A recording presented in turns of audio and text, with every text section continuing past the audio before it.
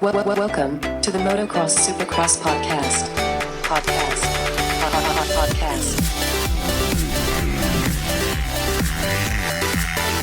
3, 2, 1, 0. Motocross Supercross podcast. Episode 168 of the Motocross Supercross podcast. We got Minnesota this weekend. We got San Diego kind of in the rear view. Kind of. I keep saying kind of because so much happened there. It's never ending. This could be the biggest story of the whole Supercross season of what happened in San Diego. So it's hard to just move past it. But we're going to touch a little bit on Minnesota. And we got a bunch of news stories for you today. I'm Adam here with Claudio. What's up, Claudio? Finally, dude. It's been a minute. And you haven't really introduced me yet. Hey, we have so much to talk about, and I had to save the best for last, so there it is. All right? Does that make up for it? Thank you. A little bit. But, yeah, as you mentioned, San Diego not really in the books just yet. Still a lot of things to talk about, things to discuss. We're opening the new round, the 250 East, so at least the 250 riders for the West Coast get a little bit of rest and don't have to deal with the burning and all this, all the sensations and stuff that they had to deal with last weekend. You made it sound really pleasant, like a sensation. Well, it's not a good sensation, if that makes it better for you. But if we heard in our last podcast, we talked to Bubba Pulley, Bubba who made the main at San Diego, and also who did not get really affected by the lime chemical.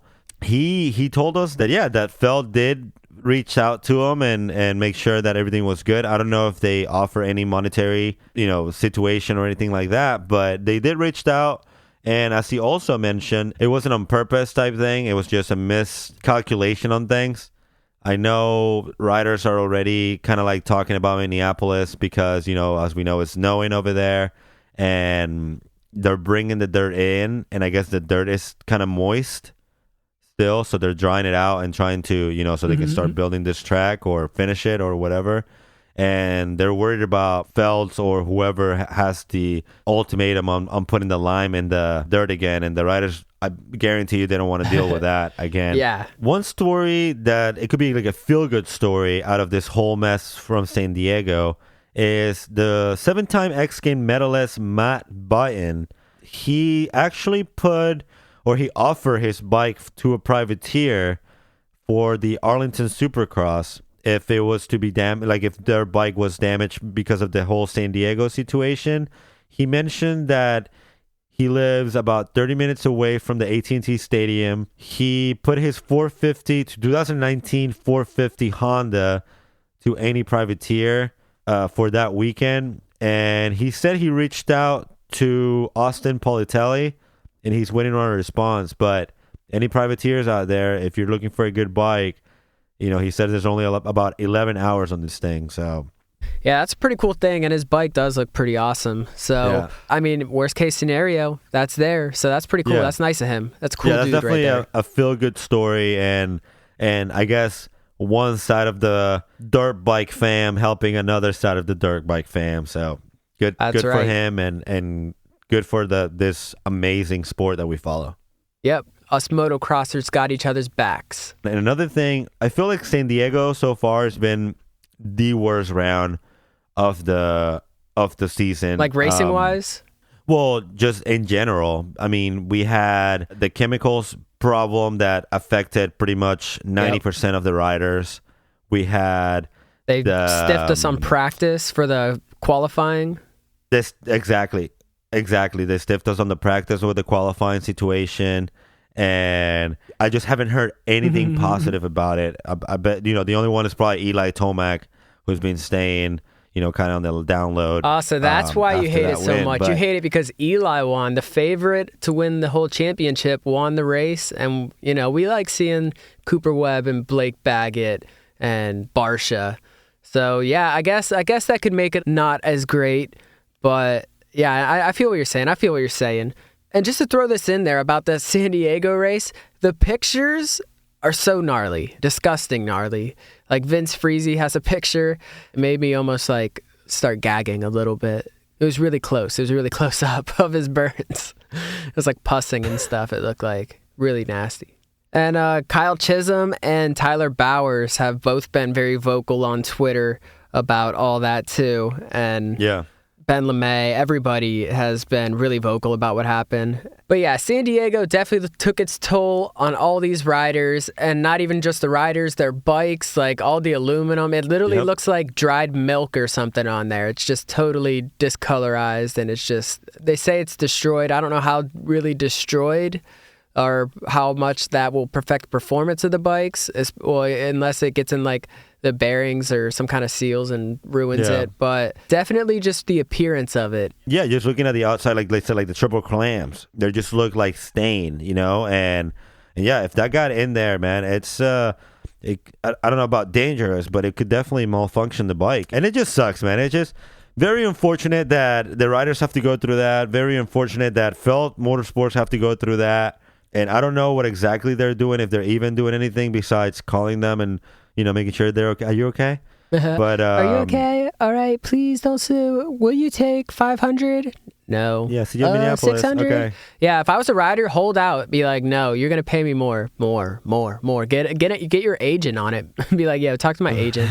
It's not. Is it really about the money though? It's about. Yeah, at this point, why not? Well. Because it's about your health. Like at this point, I feel like it's about your health. It's about being able to ride next weekend again and to put in a show for these people. Yeah, Kyle Chisholm actually said on Twitter he was like wondering about the effects of like breathing that stuff in for the whole night of racing and stuff. He didn't. A lot of questions to be answered about the effects of this on their body. Obviously, it burns the outside of your body. Who knows what it's doing to the inside? So a lot of concerns. Yeah. I mean, imagine the little 50 guys, the little the KTM Challenge kids. There's so many things, and that's what I think. San Diego, it's not quite in the books, and it was one of the worst races so far. Definitely going to be one of the most memorable races of the year, that's for sure. No one can forget about that. They're going to have the scars to remind them. Yeah. Luckily, we're moving on to the East Coast. We're moving on to domes and closed stadiums, because that's how we like to do it. I've seen that post so many times on Instagram. Like Savachi said, looking forward to some dome stadiums, LOL. And same with like Cooper Webb, looking forward to a roof this weekend. And it was just like they're all over it. They are looking forward to this race. But before we jump into that race, we got a lot of news to touch on. A lot of news. Yeah. First thing I want to say is we talked about Anderson, broke his arm really bad. He did post a gnarly picture on his Instagram, a little before and after, kind of like surgery shot, and he's got stitches literally from like the bottom of his thumb like all the way to his elbow, like one huge incision. It is gnarly. It reminds me of Ken Roxon's, like, what kind of how he showed all his arm stuff after. But yeah, it definitely looks like a pretty gnarly injury, so I'm not surprised that he will not be racing the rest of this season, as he kind of left the door open, but we all could see through it. He's just looking forward to Hangtown. But this brings us to our next story. Dean Wilson. We all talked about him, and during the San Diego, when it was raining in practice, they interviewed him, and he said that he was same deal. Nothing's really changed with that. After we had heard rumors he was on Anderson's bike in Oakland. So we got some news. You ready for the news? Yes, I am ready for the news, but before all that happened, I don't know if you saw the video of him saying how Husqvarna actually reached out to him at the beginning of the season, and like we've been mentioning here, that maybe he just didn't want to take a fill-in rider situation or deal, and that's why he didn't take it. Also, then the whole Anderson thing happened, and then reached out again. But Dean he didn't want to just let all the people that were trying to support him and the sponsors down. So that's another reason why he didn't take it. But yeah, I mean, I know there's something else right there, and ready to hear. Yeah, as you said, Dean Wilson spent like the whole offseason pretty much gathering sponsors for his team. He was able to run 5 rounds with them, but going forward, he will be filling in on that Rockstar Husqvarna ride factory race team, because Anderson will not be returning. And even bigger news, maybe more shocking news, Zach Osborne, who we thought was going to be back this weekend, will not be back yet. What? Really? Yeah. And I know you said it several times on this podcast, like, he's coming back Minnesota. Not coming back Minnesota. He will not be back. Not yet. He's out with that collarbone injury he suffered right before the season started. So it looks like he is going to need a little bit more time. And good for Dean Wilson, though. He gets to fill in on that team he's been a part of for the past couple years, and he's going to be racing under that factory tent. Yeah, it's finally making it official, and good for him. And he couldn't come out in a better time. He's doing great in the championship right now. He is sitting in 6th place, tied with 5th with Baggett. So far, he was doing it on his own. And I feel like the little, half horsepower, that full, the whole horsepower he's going to get from the Rockstar edition of the Husqvarna. I bet after that mud race, he's like, screw it. Give me the factory ride. All right, guys, I'm going. I'm not washing my bike. Yeah. He's like, my bike's ruined. I need the factory ride. That's pretty much what he said. He mentioned, he mentioned his family. His family was very supportive of him. And, his dad was driving to all the races and doing the mechanics and stuff. His mom was pretty much setting up the whole pit area. So at least for this weekend in Minneapolis, he won't have to pit out in the sprint van. He won't have to, or the remainder of the season, because he will be on there the remainder of the season. So yeah. It's kind of a win-win for him. He got to get his own team, get his own sponsors out there, and then jump in on the factory ride. And hopefully he, has some great results this week. And yeah, it's a win for Husqvarna as well, because they're getting a great rider who's doing really good results. And the other good thing is that he was able to keep the sponsors too. Oh, good. He actually explains the situation, and on his Instagram, there's a couple of videos that he posted. So yeah, that's good for Dean Wilson. Let's keep moving on to some of this other news. And someone who we saw get hurt in the first heat of that San Diego 450 race, that was Justin Brayton, suffered that thumb injury, and he did not race the LCQ, and he did not obviously race the main. When he was running pretty good in points, he was sitting in 9th place in the points. So we do have a update on him. He has a partially torn ligament in his thumb, but it's not that bad, and it won't keep him out of any more races. So he will line up this weekend. He will be back. Took a big points loss there with that. He did drop all the way to 12th in the points, but it'll be good to see Justin Brayton out there. Yeah. I saw him riding after San Diego, and I was like, okay, well, that's good to see him back on the bike. So the Smart Top Bullfrog Spots Motor Concepts Honda's rider, Justin Brayton, he will be lining up for Minneapolis. Let's talk about another Justin who got hurt actually in practice in San Diego. We're talking about your 2017 250 West Region champion, Justin Hill. Yeah, and it was feared that he had broken ribs. He ended up going to the hospital, did not race any of the races there in San Diego. Turns out he sustained some cartilage damage to his ribs, and they were also concerned that he may have punctured his spleen, but he did not sustain a spleen injury, so that's good for him. And he did not say if he will be racing this week or not, but you have to think, no broken bones, no spleen injury. I think there's a good chance we could see him line up.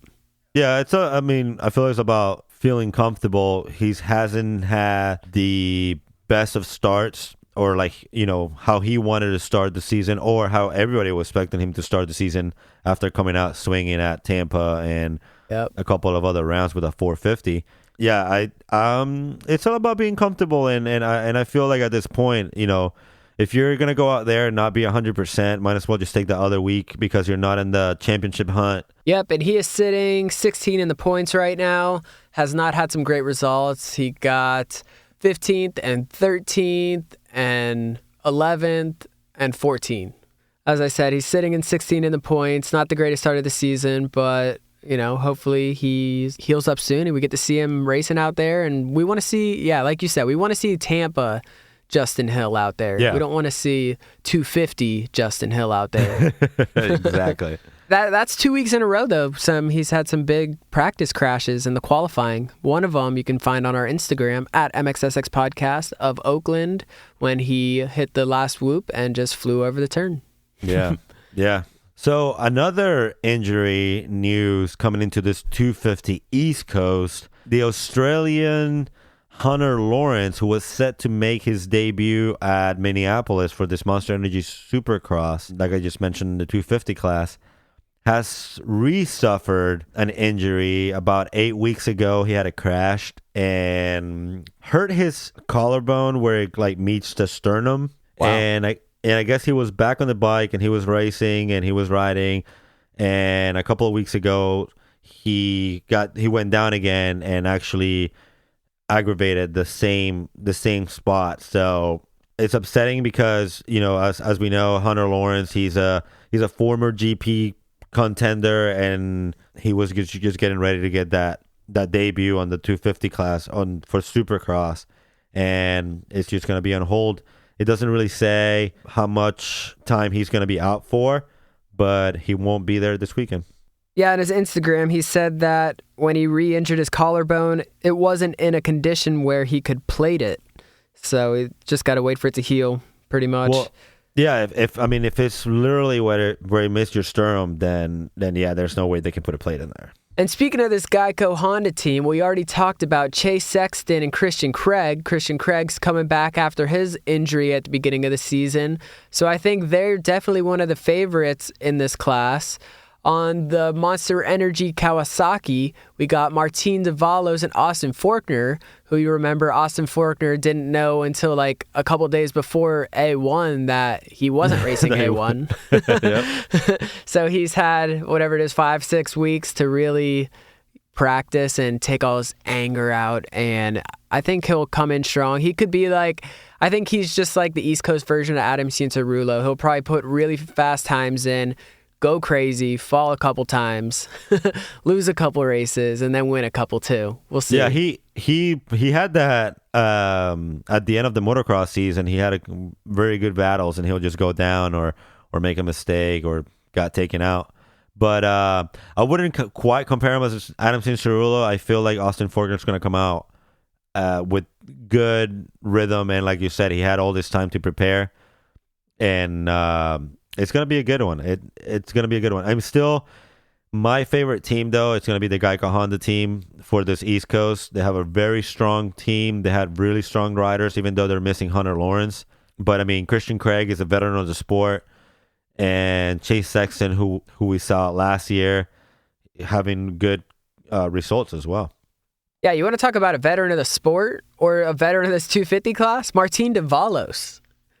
I feel like he's been in this 250 class for like, 35 years? For always. I mean, I was born in 1988, and I think 1991 is when he started with the 250 class. Yeah, I think so. It's been a while, and it's cool to see him back. I don't know how good he'll be or anything. He had that neck injury he suffered at the beginning of the season last year. So hopefully we get to see him finally. I mean, he's been just wanting to win that 250 championship, and it's just like it never happened. Yeah, we say this every year, how this is the year that he has to do something. I feel like this is literally the year, because you have one of the best teams supporting you again. You should be on top of your game if you had a year off. So expecting a lot of things. I'm sure the guys over at the Pro Circuit Kawasaki team are also expecting a lot of things from him. So, yep, that's right. And on this factory KTM Troy Lee Designs team, we got Jordan Smith and Mitchell Falk. Yep. So they could be pretty good too. We'll wait and see. And then on the factory Yamaha team, we got Justin Cooper and Mitchell Oldenburg. And Justin Cooper, who we've talked about a lot on our podcast, was looking really good. He had some awesome rides in last year's motocross season. So we'll see what he does this year too. Yeah, we saw that the bikes are really good on the West Coast, and I can't wait to see what these guys can do on the East Coast. That's right. And of course, we can't forget about local boys and friends of the show, Lorenzo Lucurcio and Ramler Alves. So well, obviously we're going to be pulling for them out there. Oh, all day, every day. That's right. So the East Coast is finally here. We get to see these guys. You forgot one team, bro. Oh, did I forget one? Ah. Who did I forget? You forgot Suzuki's, JGRs. Oh my gosh, they have a team? Yeah, Kyle Peters and Alex Martin. That's right. And we have seen the Suzukis in the 250 West Coast have done so much better this year than they looked last year. So maybe they'll look really good this year too. Alex Martin, I hope so. I'm ready for them to be up front battling some races. There it is. So we just touched on some news. We talked very little about this Minnesota race, but we are going to do a complete preview in our next podcast. Is there anything else we should add to this short episode? We just got everyone up to date on our sport. Like you mentioned, we're going to look into Minneapolis a little deeper in our next episode. We also have our picks. We also have awesome videos coming for you guys on our Instagram at MXSX Podcast. A new website, new prices, new collaborations, new coast. We got it all, man. It's coming. It's coming to you. It is coming. So we'll see you next time for a preview. Peace.